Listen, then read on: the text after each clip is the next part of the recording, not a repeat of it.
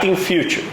Today, I have a person that I actually just met, but I feel I know him for a long time. Is coming through a great friend of ours, which is Fernando Villalón, and thank you for putting us together. But I want to welcome you today to the podcast, Sergio Troconis. Yes. Am I pronouncing it right? Perfectly. It's because you're Italian. Because I'm Italian. Thank you for having me. Sorry about my accent. Yeah, no worries. But Sergio, I'm impressed about this guy. 5,000 companies, you build a branding and marketing for them. You currently helping people scale their businesses and create system and processes for up 7 and 8 figure businesses. You have equity, partnership, and investment in other companies, and what else? That's it for now. For now. For now. Yes, it's impressive. It's been a journey, man. I mean, I can't say it's been easy. It's been tough, but it's one of those things where you see people doing a lot of businesses, and they become serial entrepreneurs, and it's really by accident. There's no planning anything that I've done. I just knew I had a goal where I wanted to get, and opportunity just presented itself, and you just got to take advantage of the opportunity, and it could either flourish into something, or you fail, learn, and you move on to the next thing. So those 3 things have been like my flourishment so far. And we'll see what else is next. Let's developing a little bit about taking the next step and just go on the unknown, because I feel like sometimes as an entrepreneur is really hard, and we were just discussing behind the scene that it's really hard to take some steps because you feel scared. 100%. Yeah, fear holds back a lot of people. I mean, what got you through getting here from Italy? You just told me behind the camera that you got here, you didn't know much about anything here, no English, but you did find a mentor who helped you. So I want to hear from you as well. What got you? What helped you go through that fear? Yeah, so I come from a small village of 2,000 people. Where everybody stays life goes, just stay the same. Never change. You just change the boyfriend, the girlfriend, somebody has kids, somebody gets married, but everybody stays the same. And I felt I was having 20 years old, and I said, this is not my life anymore. I was drinking, partying, and I say, must be something else for my life. I have those big dreams, big goals, and I know I could not achieve them in that small village. So I had a friend of mine that was here in Miami, the only one that I knew in the US. And I told him, listen, Luca, I want to come here. I don't know if I'm going to like it, but at least I need to try. 100%. And that was back 10 years ago. Wow. And look at you now. Yes. That's wild. Yeah, man. How about yourself? What's your story? For me, I can't say that I grew up in a tough environment. I was blessed growing up, man. I never needed anything. I always had everything I needed. Lived a pretty good upbringing, had a great education, but what was built around me, the parameter of going to school and having a degree and getting a good job and being imposed to do medicine, for example, which was what I thought I liked. And I thought I liked it because it was imposed on me. And it was like, no, you should be doing this because you had interest in a medical TV show and you definitely like it. You should go do it. Who's that? My family. Of course. and it's like, obviously moms and dads, they aspire for their kids to be great professionals. They see a little bit of interest in certain things and they tell themselves, holy crap, my kid wants to be a doctor. Let's push that. And I get that. But eventually I found out that that didn't fit the life I wanted. There's a bigger life out there that I want, and it requires a lot of freedom. And I figured out that being a doctor doesn't have that much freedom. God bless doctors. I mean, they're lifesavers, right? But for me, it wasn't it. And I took the risk, and I decided to jump and into entrepreneurship, drop out of college, not high school, and now I'm here. I mean, it's just been a lot of trial and error. I started off with a developer that gave me a chance in marketing and sales, and funny enough, now I'm a partner in a marketing company, digital marketing company. Nice. And I've just been taking all the information I learned at that company, which was real estate development, similar to what you guys are doing. Right. And I am bringing all that knowledge to everything I do and building up on top of that. But it's been a journey, man. I've failed so often. If I can't even count on two hands how many times I've failed. Yeah. But it's just a way that I now need to do things differently is what it tells me. I love it. Yeah. I feel like I'm so much connected with you because every entrepreneur, but they say like you fail so many times that you cannot count it. You get kicked in the ball so many times, like day after day after day, and you feel like this time I get it, I have it, I know what's going on, and then bam again. Well, that's the definition of success, right? Is going on from failure to failure without any loss of enthusiasm. Yeah. You go on to the next opportunity saying, this is going to be it. Fuck, it wasn't it. I got to move on to the next one with the same attitude, because no one wants to work with somebody who's a Debbie Downer, who's negative, who just thinks things are going to be a failure from the beginning. So that's a big thing as well, is that emotional intelligence that's been able to get me through a lot of things, is being able to set my emotions aside and be more objective with those failures. That's a great point, though. Yeah. Sometimes like we get run through emotion. And we end up in a bad spot of those 100%. Decisions that you get it through emotion. Yeah. But if you think more objectively and you make the right decision at the right time, like always opportunity come up. Yeah. Like you attract those opportunities. Are you a big believer about energy and the people that you attract? Absolutely. Absolutely. I got 1111 tattooed on me. 11. For me, it can mean many different things. I started getting the idea to tattoo it because it always meant something positive whenever I saw it on the time.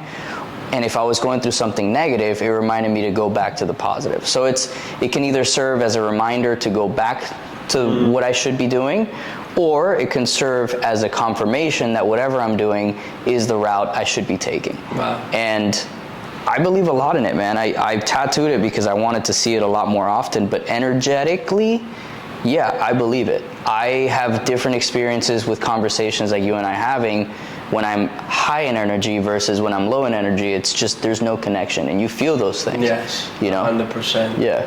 You feel the people that you have around and the people that you partner. Let's talk about a little bit more about partnership. Sure, I know sure. You told me that you have a lot of like partnership going on right now, and people that you collaborate with.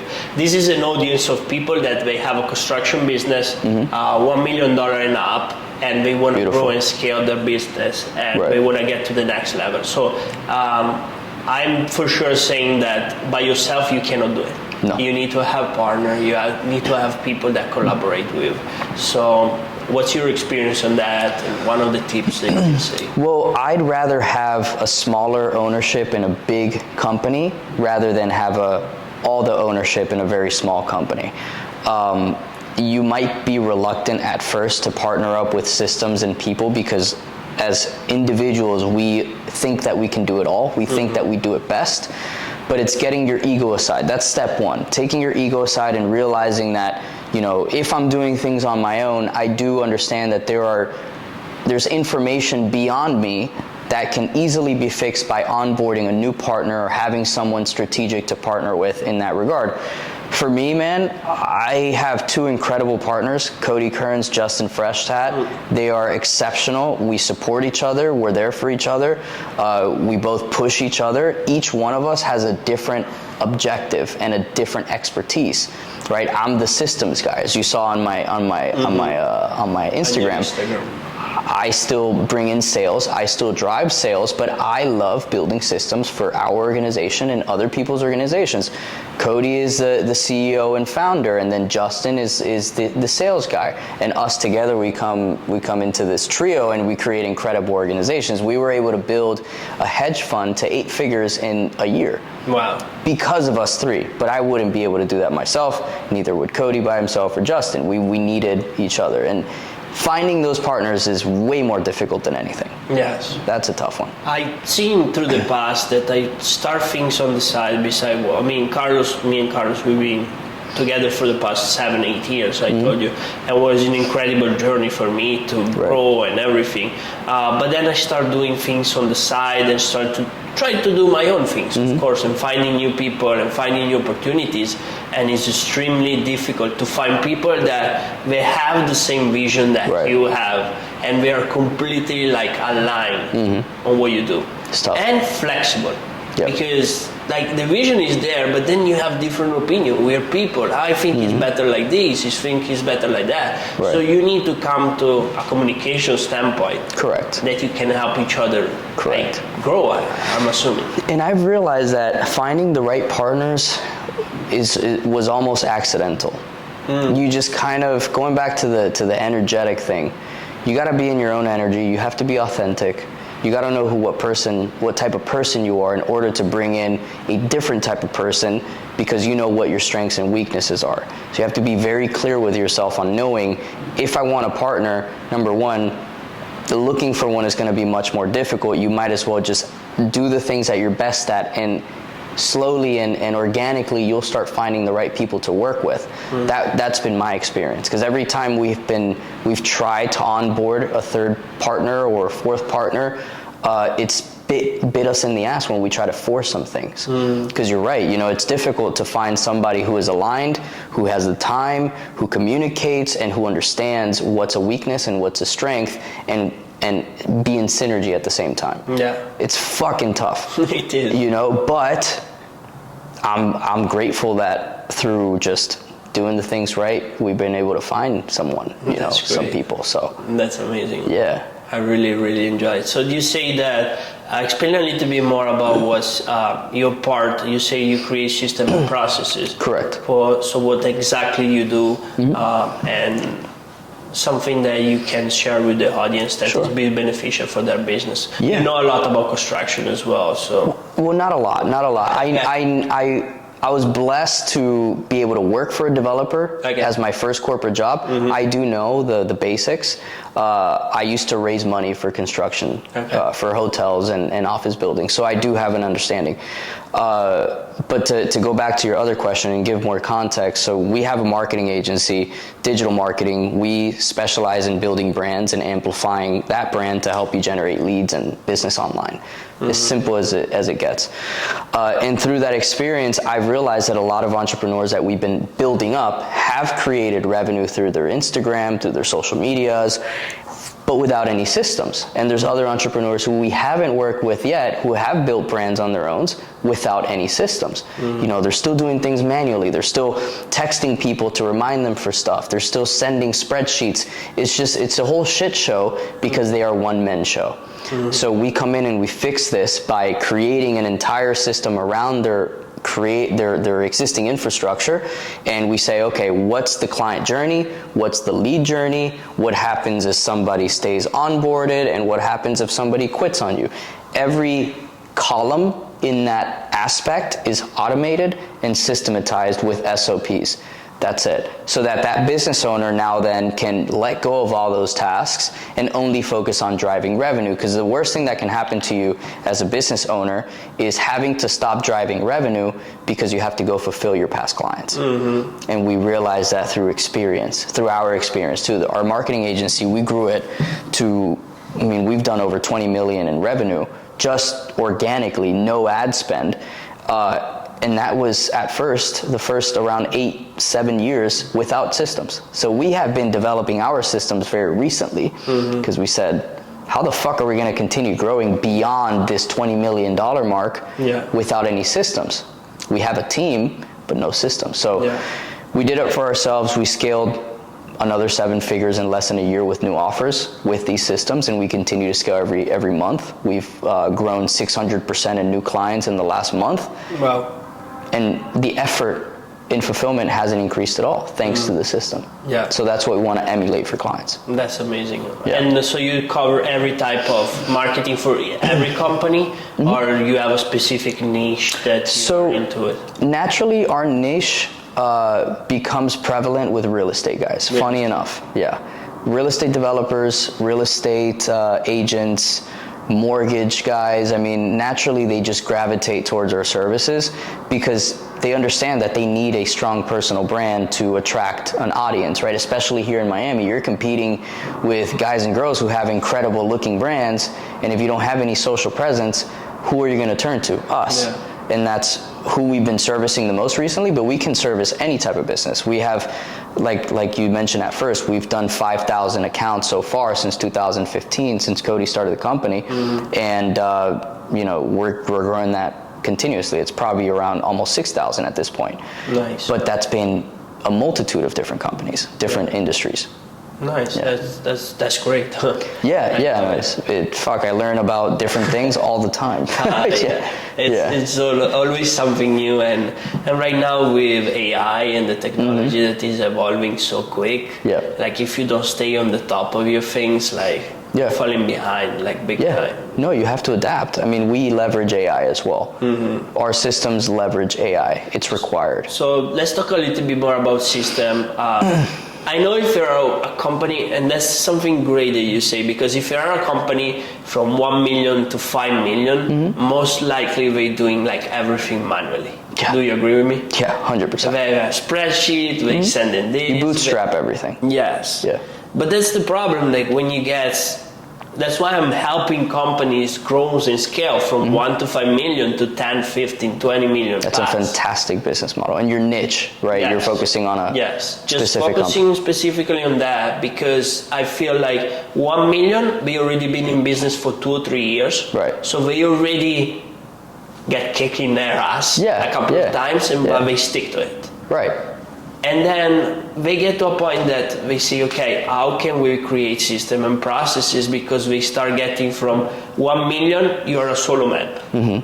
Or a couple of people with you, an accounting person, but that's it. Correct. Then when you start to get into the 5 and 10 million, that's where you start to really have the leadership, core values, and everything aligned, so you can be able to scale. Right. And that's where the system and processes also are a big part of it. Yeah.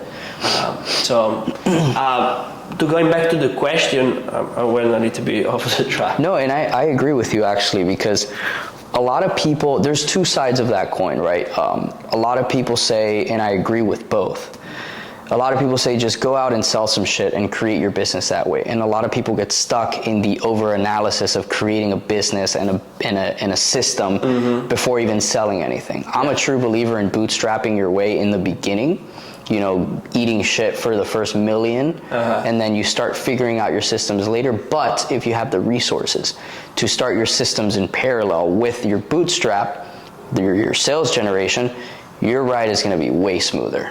We had a client, he's in the coaching industry, he's a fitness guy. He quit his job along with his now fiance, and they both started the systems with us, and they're scaling every single month. They have more clients, and they're scaling their new business from zero with systems in parallel. And I could see the growth. I could see how exponential it's been in short amount of time thanks to that, because they don't have to go stop their processes or their revenue to go fulfill the 30 new clients they got this month, because everything is taken care of. So there's two sides of that, right? If you don't have the resources to build systems, it's time to bootstrap. There's no excuse. But if you do have the resources and you have a little bit of investors on your side, invest a little bit into your fulfillment. But on top of that, I feel like right now also like CRM, like Go High Level, stuff like that are not that crazy expensive. No, they're not. They're not. They do get expensive the more integrations you get. So also we have construction software that they can help. I've seen that. Partnered up with a company called JobThread. That will help and makes your life so much easier. 100%. Than try to have spreadsheet all over the place. That's old news. Yeah, it gets crazy. Yeah. But like 80% of the people that I know are still doing it in old ways. So it's time to imagine the opportunities. Imagine the opportunities for you and for me to go help people, of all levels. Doesn't matter if you have $1 million in revenue coming in or 10 million. There's guys out there who are doing tens of millions without proper systems. And I spoke about this yesterday on my stories. A great business revolves around great SOPs, because then it doesn't matter what mood you're in, what's going on, as long as you perform the SOP exactly how the roadmap tells you, and that's, I guess, what you help consult people, you will be successful, because it's already proven with another company that I have done this with. It's just proven systems that you can then integrate into different companies, and like that you create a great organization, because it doesn't rely on the human effort, it relies on a system. Yes. You know, and keep track of data and numbers. Data's huge. KPIs. Yeah. Because again, that's another thing that most of the companies and business, they get lost into it. They freeze on the what we're going to invest the next, because they don't even know how much revenue, how much money they generate, and they don't have the profit. They don't have no numbers whatsoever. Yeah, they don't know where they stand, and sometimes I see it because they're lazy about it. They don't want to go back and look at their numbers or capture data, and other times they just don't know how to do that. Yeah. I think the lack of the right education is what's missing nowadays. There's so much. Now there has to be people who are able to direct you towards the right education. You know, when there's an abundant amount of information, you got to have a guide there as well. You know? You get lost, to tell you the truth, because if you start following mentorship here and there for different things, and the same mentor that are great, very successful, but they tell you different things, and then you get confused, you know. Yep. What's one of your biggest mentor, or the person that you follow the most? Well, I'll go from the beginning. I mean, two of them from the very beginning have been the guy who brought me on to his real estate company, who gave me a chance, and my uncle. Both of them extremely successful guys. Both of them have gone through shit. Both of them have incredible life experiences. And I've been able to learn a lot through them because of that. Now, today, mentors, man, I would say my own partners serve as mentors. People who I follow on Instagram serve as mentors, like Alex Hormozi, Grant Cardone. I kind of choose each mentor depending on what I want to learn specifically from them, right? I'm not going to learn, for example, if Grant Cardone, I see him for sales, a mentorship in sales, I know that I'm not really going to listen too much on other things from him. I'm only going to focus on the sales side. That's how you become a little more picky with who you listen to for certain things. Hormozi, all about systems and operations. He is the G at that. You know, I only focus on that with him. And then there's other guys who I follow as well who, you know, I do either for meditation, like personal type of stuff that I follow as mentors. But it's a constant growing list. Thankfully, we've been blessed with social media that you have access to guys who you wouldn't be able to have access to 30 years ago, at least not this easily. But yeah, personally, people I know, those two guys from the very beginning, they're still part of my life. And, you know, as they grow, I learn and I see through osmosis what I need to do and what not. In doing all of those courses like Hormozi and Grant, I mean, Grant is incredible, but doing all of those courses that you just like keep digesting those information and you educate yourself, and it's just gems that you learn and you can apply easily to your business. And that's exactly it, application. There's a lot of information without application. And people are just consuming just to consume, to feel better about themselves without applying anything. And that's a problem. That's a problem. How you were always like executing right away, or you procrastinate in the past? I definitely procrastinated. You definitely. Yeah, I was a self-help junkie. When I first started, I was like, all right, screw this medicine stuff. I need to learn about business and life. I was self-help the whole time. The first year, I was probably just consuming without any action. It did help because subconsciously you start kind of acting differently in certain ways. I guess that is a way of acting, of taking action. But the massive action I needed to take didn't happen until I quit that first job. Because then I realized, okay, everything I consumed in the last year while working here, reading books, listening to podcasts, now it's the time to really go at it. But I could have made that faster if I just would have taken action from the very beginning. So I recently heard this from Hormozi. Something you could do is just everything you listen to or hear, ask yourself when you're done, what is an actionable step that I can take from this immediately? Can I do it now? Can I do it tomorrow? Do I have to wait till next month? But I have to write it down, do it, and then I go learn the next thing, right? So I love that. Yeah. That's a very powerful thing. And it's funny because it's something we already know we should be doing, but we need someone else to tell us. Yeah. And that's something incredible about human being that I learned through the years. Like, we already know what we need to do. If you put your emotion on the side, and you using your perception, and out of that you do things, like things somehow in the universe gets aligned, or you find the right person, or you make a way to make it happen, you know. And it's just so simple. But we get all through those complexities. Yeah, things. Nothing should be forced. The best things I have realized are not forced. Every time I try to force something, it either goes wrong or it just doesn't happen at all. I meditate. I don't know if you were talking about energy and all that good stuff. I meditate and pray. I'm very in tune with my spiritual side. And I've realized whenever I just decide to let go on certain things and know that 90% of the stuff that happens is out of my control, I can only control that 10%, which is my actions and reactions, things just tend to happen. You know, the universe aligns, just like you said. You meet the right person. You don't know who that person is going to introduce you to 10 years later, a year later, a day later. You never know. There's a reason why Fernando put us together to do this thing, right? Who knows who's watching, for you and for me, right? All of this aligns, but it's not forced. I've realized that. You cannot force the best things. You just have to know what you need to do and understand and know that everything else is out of your control, and that's totally fine. Yeah. You know. I love it. Yeah. So you have your own podcast as well, or no? I do not. We used to. We had a podcast for our hedge fund, but we stopped it. Our schedules are always all over the place, and I love to go on podcasts. Down the road, I've been told, start your own. Maybe I will, but yeah, I don't have one yet.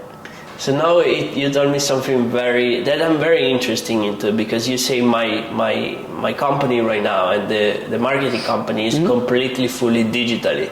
Cool. And you told me that you love to travel. Oh yeah, I freaking love it. So tell me a little bit where you've been in the past few months and where you planning to go, because you told me you have good. Yeah, I've gotten mixed reviews about this, because people tell me it's a great idea, and then people tell me I'm fucking insane. And you could either tell with their face, you know, or them directly letting you know. But about 4 months ago, I made the decision to let go of my apartment, to just here are the keys. I put everything in storage. I put my car, parked it at my dad's house. He has a free space. And we just decided to go travel the world. So we went to Italy for a month, where you're from, you love your country, and 2 months in Spain, Madrid specifically. I loved it. Yeah. I fucking loved it. The biggest challenge was creating your own routine within that environment, because the hustle culture I was very used to, you get there, it's very relaxed. Very relaxed. Very relaxed. So I had to say, no, I am not the environment. I create the environment. That was the biggest thing, because I was like, the first 2 weeks, MIA. I was relaxing. I was chilling. I proposed to my now fiance. Congratulations. Thank you. And I was just living the life. And then when we got to Spain, we decided to say, okay, you know what? Let's go get a gym membership. That's a big part of my routine. We need to do this again. We need to get our routine in check, because we have businesses to run, you know.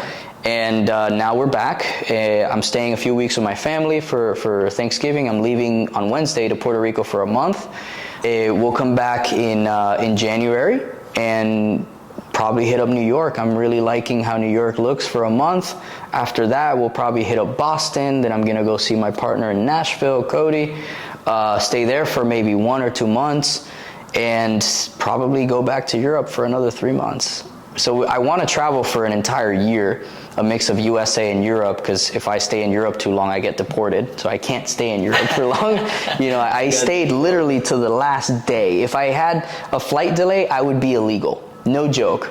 I spent the entire 90 days there. Wow. Yeah. And after that, I already have a place that I'm looking at in South Florida that I want to get into, and we'll have kids. We're doing this because once you have kids and all these responsibilities, it's much more difficult to, you know, go on a year travel spree while continuously running your business. That's why you're able to do it. 1 year and a half, and then my wife, she's pregnant again. So. Oh, there you go. Yes. There you go. So. Congrats on that. Wow. So big things are coming, and I'm so grateful to have found like a great person in my life. You found her here, or is she from Italy? Here. She was Awesome. born and raised in New York. Okay. Her family is from Dominican Republic. Nice. We meet here in Miami. Yeah. Beautiful. Beautiful. Well, congrats, man. That's Yeah, fantastic. that's great. You're living the American dream. That's right. All right, guys. It was amazing. Thank you, bro. I learned Appreciate so much you. from you, and I'm so happy to have you here and to have you as a part of my life. I feel like we really connected very well. Likewise. Yeah, I agree. Thank you for having me. Person, and that's what I like. I agree. I agree. I don't like crazy stuff. I'm like a person that is down to earth and he does big things. That's awesome. how I am, Yeah. So thank you again, Sergio, to be here. Appreciate you. This was another episode of Constructing Future. If you guys like it, click the link below and I see you next time. Let's go. Done deal. Appreciate you. Thanks.